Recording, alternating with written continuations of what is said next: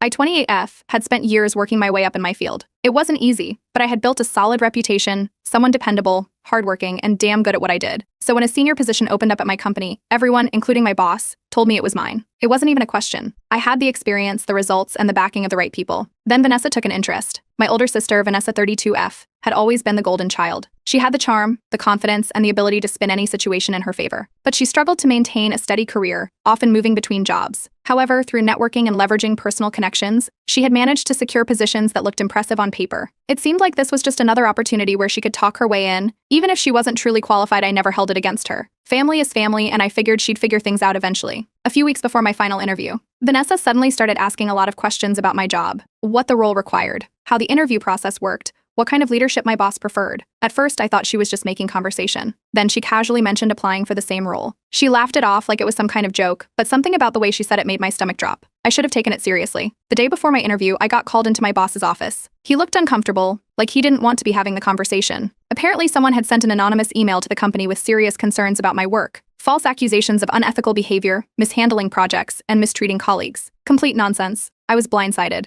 Instead of preparing for my interview, I spent the next 24 hours scrambling to defend myself. I had to pull records, emails, and reports to disprove the claims. My boss reassured me he didn't believe the accusations, but HR had to investigate, and it delayed everything. Vanessa, seeing the opening, submitted her application. She had the advantage of timing. By the time HR cleared me, they had already advanced her in the hiring process. I later found out that one of the decision makers was an old acquaintance of hers, which gave her just enough leverage to seal the deal. I didn't put the pieces together right away. I was too focused on clearing my name, trying to figure out who would even do this to me. Then a friend from another department let something slip. Vanessa had known about the accusations before they became public. She had been talking about how unfortunate it was that my reputation had suddenly taken a hit. That's when it clicked. I dug deeper. A trusted coworker from HR who had always been supportive of me discreetly shared details about the anonymous email. As soon as I saw the wording, the phrasing, it was unmistakably Vanessa's. She had used things only she would know, twisting them just enough to sound believable. When I confronted her, she played dumb, swore up and down she had nothing to do with it. But when I presented what I had a close friend in it, had confirmed the email came from an IP address linked to Vanessa, her face fell. She admitted it, said she was desperate, and that she had no choice. I debated taking this to HR, but my past experience told me they wouldn't want more internal conflict between siblings, especially since they had already hired her. Apparently, she needed this job more than I did. And our parents? They took her side. It was just a misunderstanding. She made a mistake. You can't hold on to grudges forever. I was furious. I wanted to scream, to burn everything down, but instead, I took a breath. I looked at Vanessa, at my parents, at everyone making excuses for her, and then I smiled. I told them I forgave her. I went to family events, acted like nothing had happened, played the role of the bigger person. Meanwhile, I started watching, listening, gathering everything I could about Vanessa's new job. Because if she thought she had won, she had no idea what was coming next. I wasn't just going to get even. I was going to make sure she felt every single thing she had done to me, slowly, quietly, in a way that she'd never see coming. And by the time she realized, it would already be too late. Fixing my reputation wasn't easy. Even though the allegations had been proven false, the damage had already been done. In an industry where trust was everything, people didn't forget scandals overnight. Some of my professional relationships had become strained, and I knew I had to work twice as hard to rebuild what Vanessa had taken from me. So I did. I doubled down, took on every project I could, and made sure every bit of my work was flawless. I leaned on the people who knew my real work ethic, old colleagues, mentors,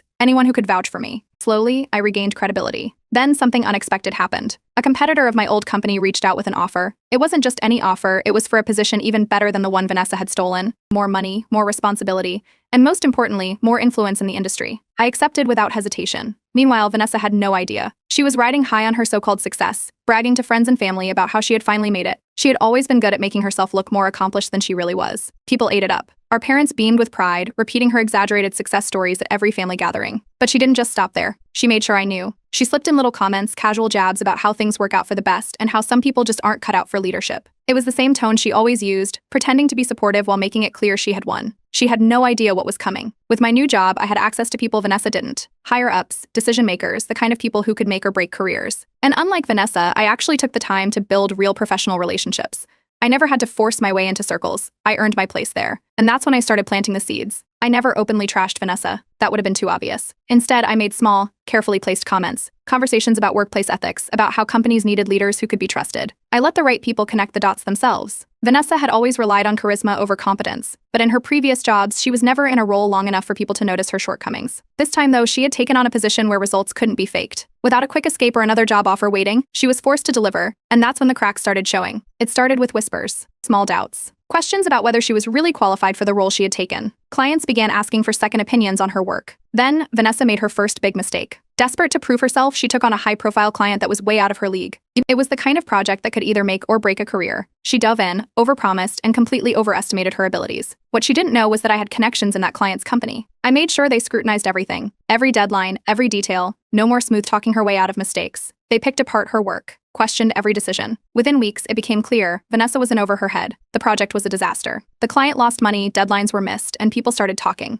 At first, she tried to cover it up. She blamed her team, threw around excuses, and even tried playing the victim, claiming she had been given too much responsibility too soon. But the damage was done. Her bosses started paying attention. The same people who had once been impressed by her charm were now questioning if they had made a mistake. And just like that, the cracks in her perfect life had begun to show. The project Vanessa had botched wasn't just a failure, it was an embarrassment. High-profile clients don't like losing money, and in our industry, word travels fast. People started whispering about her incompetence. The first signs of trouble showed up in small ways. A few key colleagues stopped looping her into important conversations. A senior executive who had once praised her as a rising star was noticeably distant at a company event. She had no idea yet, but she was no longer a trusted name in the room. Then HR called her in for a performance review earlier than usual. Her manager had already raised concerns, and HR had begun quietly monitoring her work. By the time she was formally reviewed, the decision was nearly made. Vanessa had always been able to talk her way out of any mistake, brush things off, and keep moving forward. But now, there were actual concerns about her work. The failed project had exposed just how little she actually knew. Her confidence started slipping. Instead of handling things quietly, she complained to our parents. She painted it as office politics, claiming her coworkers were jealous or that she had been set up to fail. They, of course, believed every word. I sat through dinner after dinner listening to them reassure her, telling her she was just going through a rough patch. I nodded along, acted supportive, and played my part. Meanwhile, Vanessa was desperate to fix her reputation. She needed a win, something big to prove she still deserved her position. That's when she made her second major mistake. She lied. She submitted a report with manipulated revenue projections, claiming she had successfully revived a struggling account. At first glance, the numbers looked impressive, but discrepancies appeared. Her estimates didn't match the actual sales data, and finance flagged inconsistencies. And in a field where accuracy is everything, someone was bound to notice. I made sure of it. A mutual connection in her company, a former colleague of mine,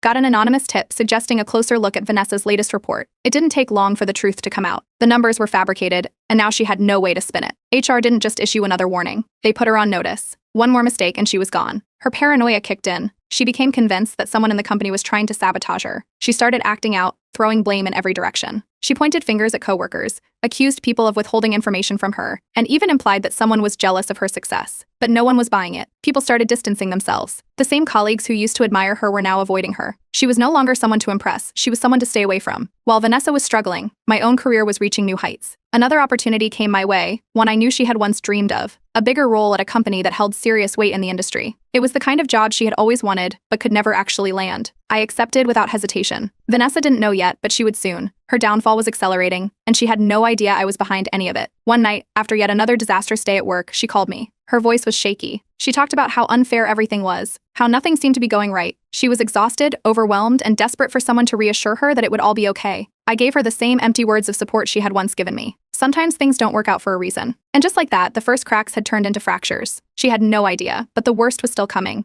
Vanessa had always been the type to walk into a room and own it. She knew how to command attention, spin any situation in her favor, and charm her way out of trouble. But this time, words weren't enough. The cracks in her career had turned into deep fractures, and I was making sure they spread. After the falsified numbers were exposed, everything Vanessa did at work was under a microscope. Every report she submitted was double-checked. Every meeting she attended had another manager sitting in. The trust she had relied on was gone, and she wasn't handling it well. Then came the biggest humiliation yet. Her boss assigned her a mentor. Officially, it was framed as support, someone to help guide her through challenges. But everyone knew the truth. She wasn't trusted to work independently anymore. A more experienced employee now oversaw her work, reviewing every decision before she made it. Vanessa, who once bragged about leading teams, was now being treated like a new hire who couldn't be left alone. Her coworkers started keeping their distance. The same people who used to laugh at her jokes and admire her confidence were now whispering behind her back. The industry gossip about her incompetence had stuck, and now, no one wanted to be associated with her downfall. The pressure built fast, and Vanessa cracked. In a meeting with several employees, she lashed out a junior staff member who made a minor mistake. The tension in the room shifted immediately. No one had ever seen her snap like that before. The junior employee went straight to HR, filing a complaint. I made sure it wasn't forgotten. Through my contacts, I ensured her outburst reached the right ears. Whispers of her hostile behavior started circulating. People suddenly remembered the time she had dismissed others' ideas, taken credit for work she hadn't done,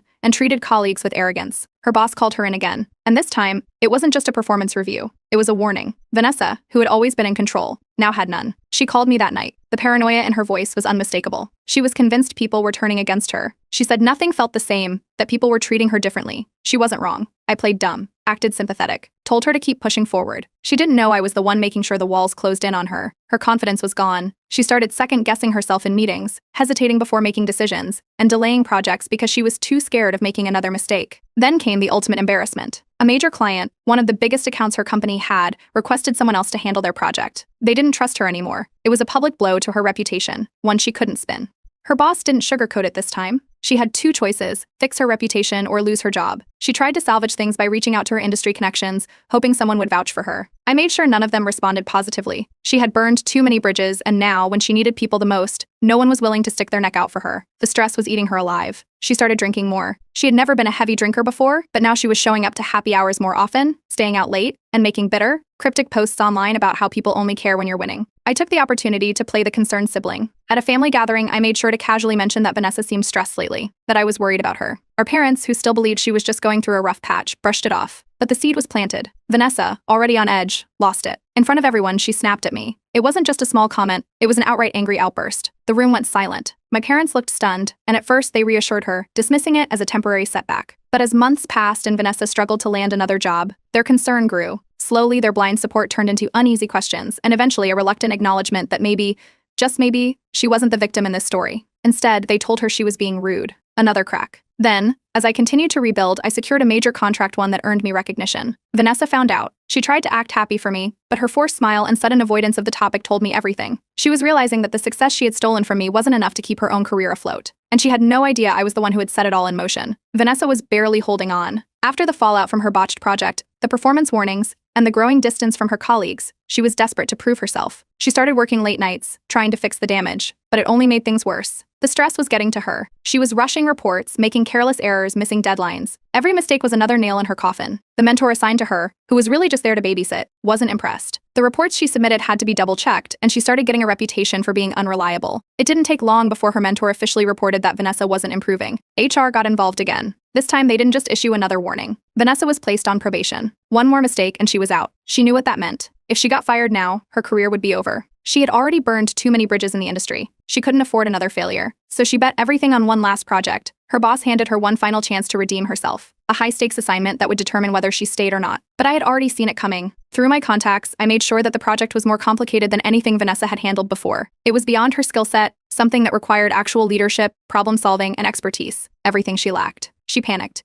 Instead of figuring out a way to manage the workload, she took a shortcut. She outsourced part of the project. Quietly, she hired a freelancer to complete sections of it, passing the work off as her own. She must have thought no one would notice. But the company had strict policies about outsourcing confidential projects. Someone in the office noticed discrepancies in the work, differences in writing styles, formatting inconsistencies. It didn't take long before the truth came out. Her boss found out. Her boss found out. There was no spinning it this time. No blaming a coworker, no pretending it was a misunderstanding. The evidence was clear. She had broken company policy. Vanessa was called into a boardroom meeting. It was over within minutes. She was fired. No severance. No graceful exit. Just a security escort to clear out her desk. The news spread fast. Our industry is small, and word of her termination reached people before she even had a chance to control the narrative. People who used to admire her now saw her as a liability. Nobody wanted to be associated with her downfall. Her LinkedIn went silent. She quietly removed her job title from her profile, a clear sign that she had nothing lined up. She stopped talking about work at family gatherings, avoiding any conversations about her career. Our parents noticed. Vanessa, who had spent years bragging about her success, was suddenly avoiding eye contact when work was mentioned.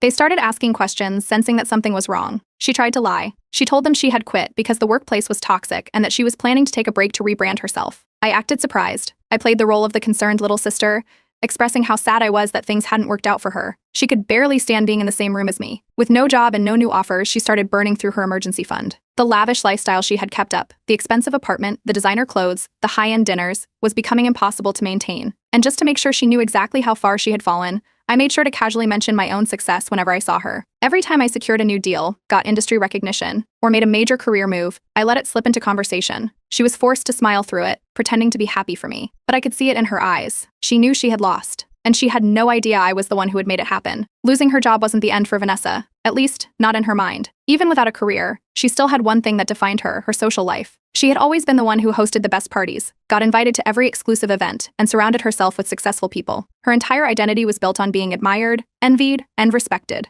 So I decided to take that away too. It started subtly. In conversations with mutual friends, I casually dropped hints. Nothing obvious, just small comments that made people start thinking. Things like how Vanessa had been going through a lot lately or how some people aren't as honest as they seem. I never accused her of anything outright. I let people connect the dots themselves. And they did. People started questioning her. If she had lied about quitting her job, what else had she lied about? The whispers started spreading, and soon people weren't as quick to believe the story she told. Then, the invitations stopped. The same people who used to beg for a spot at her gatherings suddenly had other plans. They started leaving her out of group events. She tried to ignore it at first, brushing it off as coincidence. But when the parties she once dominated started happening without her, it became clear she was being pushed out. She tried to rebrand herself. Her social media changed overnight. Suddenly, she was a consultant, an independent strategist, a freelancer. But nobody was buying it. She made dramatic posts about new beginnings and taking control of her future. But behind the scenes, she was scrambling. I made sure no one hired her. Through my industry contacts, I ensured that any company considering working with her was aware of her past mistakes. Every burned bridge, every reckless decision, every unethical move she had made, it was all laid out. Her so-called fresh start wasn't happening. That's when she made a big show about moving. She packed up and posted about her exciting new chapter in a different city. But it was obvious to anyone paying attention. She wasn't moving for a fresh start. She was running from failure. She rented a fancy new apartment, still trying to keep up the image of success. But with no real job and no steady income, it was only a matter of time before things fell apart. Her credit card debt piled up fast. Vanessa had always looked down on people who lived beyond their means. She bragged about her financial independence, mocked people who struggled with money, and always insisted she would never let herself sink to that level. Now, she was maxing out her cards just to keep up appearances. Her relationship started unraveling too. She had been dating a guy who admired her ambition. He had been drawn to her confidence, her drive, the way she always seemed to be moving upward. But now, with no job, no industry connections, and no real plan, she wasn't the same person. He started pulling away. At first, it was just small things. Canceling plans, not answering her calls right away.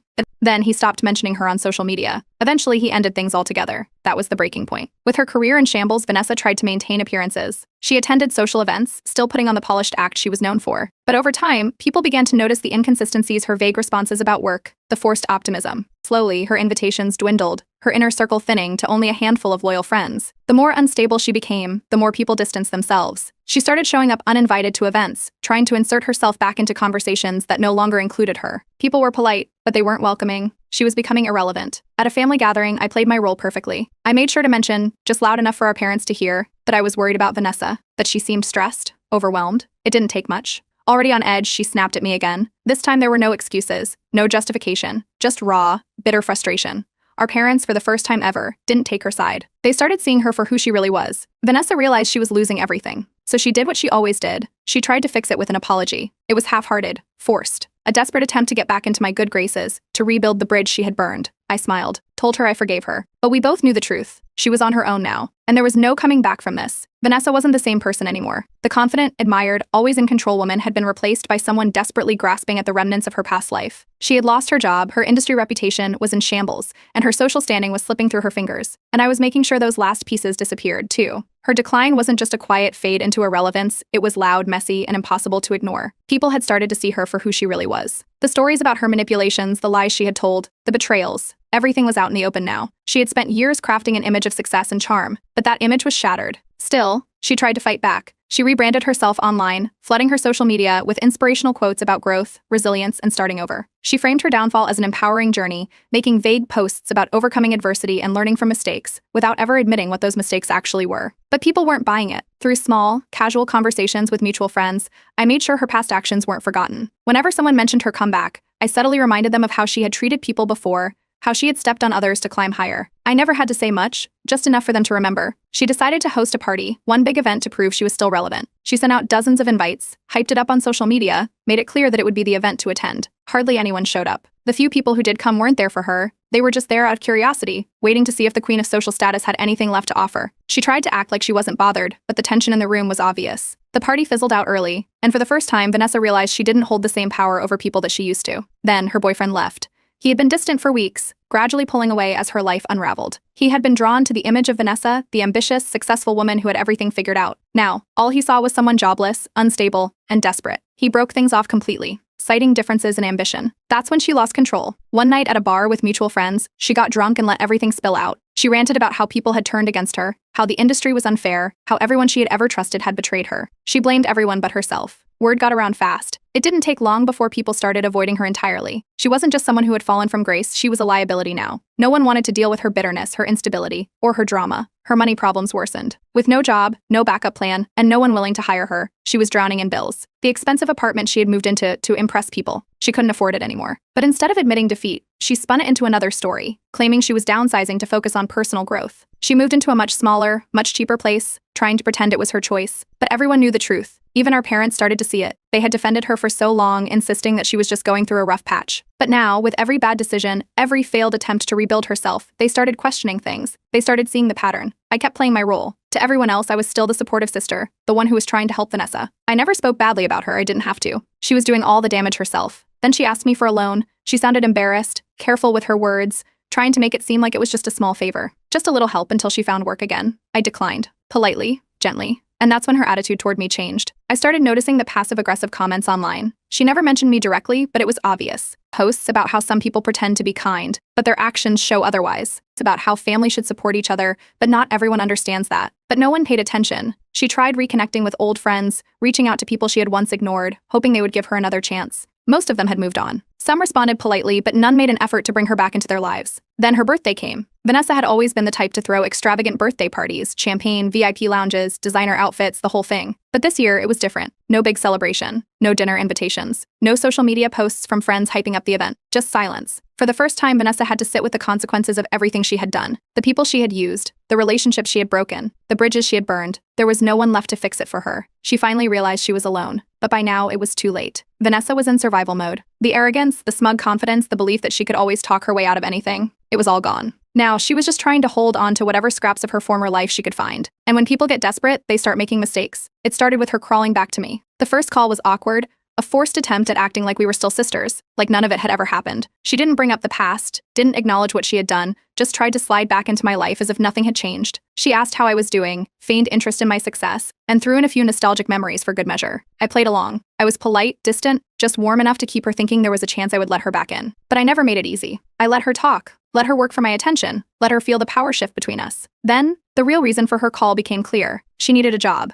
She needed a job. She casually mentioned how hard the job market was, how competitive things had become, how lucky I was to have such strong industry connections. The hint was obvious. She wanted me to help her find a job. I gave her the same empty encouragement she had once given me. I'm sure you'll figure something out. The silence on the other end of the call was satisfying. She wasn't just struggling, she was running out of options. She tried going to our parents next. For years, they had always been in her corner, always defended her, always defended her, always found ways to excuse her behavior. But now, after everything, they were finally starting to see through her. She tried apologizing, acting like she was ready to make amends, but it wasn't working anymore. They didn't believe her. She had made too many mistakes, burned too many bridges. They were tired of the cycle. That's when she found a new distraction: dating. She latched onto a guy who was clearly just using her. He had no career, no ambition, no real future. He was the type of guy Vanessa would have once looked down on, but now she clung to him for validation. She needed to feel like someone still wanted her, even if it was someone beneath her usual standards. It didn't take long for her resentment to boil over. The passive-aggressive social media posts started appearing again. She made vague complaints about fake people, and how she had learned the hard way that not everyone wants to see you succeed. She never mentioned me directly, but the meaning was clear. Then, she made a mistake. At a social event, after one too many drinks, she went on a rant about how certain people had stolen opportunities from her. She was bitter, angry, blaming everyone but herself. But this time, people weren't buying it. Mutual friends called her out. They told her she had no one to blame but herself, that she had burned bridges, manipulated people, and that maybe it was time she took responsibility. She tried rebuilding her career with a shady startup. Desperate to prove she was still relevant, she accepted a role at a company that barely had a presence. It was a joke, a failing operation run by inexperienced people. She bragged about it, acting like it was her big comeback. I made sure it never succeeded. Through my contacts, I spread the word that the startup was untrustworthy, that it wasn't worth doing business with. It didn't take much, the company was already on shaky ground. Within months, it collapsed, leaving Vanessa jobless again. She had no choice but to move back home. She framed it as just temporary, saying she wanted to regroup before making her next move. But everyone knew the truth. She couldn't afford to live on her own anymore. She had no job, no income, no plan. She stopped going out, stopped posting as much, stopped pretending she still had things figured out. The person who had once been the center of every social circle, the one who always had something to brag about, was now a ghost of who she used to be. Then one night, in a quiet conversation, she finally acknowledged what she had done to me. She didn't say it in a grand, meaningful way. There was no deep, heartfelt apology, just a quiet admission, a recognition that she had destroyed her own life, that she had made a mistake. But it wasn't true remorse. She regretted the consequences, not the actions. I told her I forgave her, but we both knew there was no coming back from this. She had lost everything, and I wasn't lifting a finger to help her. A year had passed since Vanessa betrayed me. It didn't feel like a long time, but looking at where we both stood now, it might as well have been a lifetime. I was at the peak of my career. After years of hard work, I had built something real. My reputation was stronger than ever, and my name carried weight in the industry. I had just been promoted to a senior leadership position, making more money than I ever thought possible. The job Vanessa had stolen from me, it didn't even matter anymore. I had surpassed it in every way. Meanwhile, Vanessa had nothing left. She had been out of work for months. Every attempt to rebuild her career had failed. She had applied to countless jobs, but the industry had a long memory. No one wanted to hire someone with her track record. Her social life was gone, too. The friends she once controlled, the people who used to worship her, none of them were around anymore. She wasn't invited to events, wasn't tagged in photos, wasn't part of the conversations. She had become a ghost, someone people only talked about in past tense. But Vanessa wasn't done trying. She made one last desperate move. She tried to guilt our parents into saving her. She framed it as a fresh start, telling them she just needed a little help to get back on her feet. She promised she had changed, that she had learned her lesson. She pulled out every trick she had used in the past,